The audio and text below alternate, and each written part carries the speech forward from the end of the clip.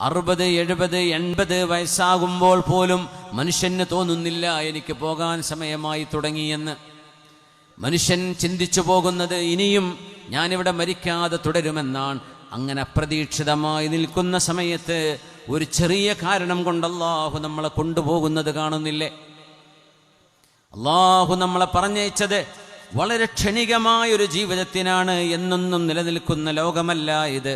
വളരെ പെട്ടെന്ന് റബ്ബിലേക്ക് പോകേണ്ടവരാണ്. കുറച്ച് സമയം എക്സാം എഴുതാൻ പേപ്പർ തന്ന് എഴുതിക്കോ എന്ന് ടീച്ചർ പറയുന്ന പോലെ പരീക്ഷ നടന്നുകൊണ്ടിരിക്കുകയാണ്. ബെല്ലടിച്ചാൽ നിർത്തണം കേട്ടോ എന്നാണ് ടീച്ചറുടെ ഉത്തരവെങ്കിൽ, അതുപോലെ അള്ളാഹുവിൻ്റെ മലക്കുൽ മൗത്ത് വരുമ്പോൾ നിർത്തിപ്പോകേണ്ടവരാണ് നമ്മൾ.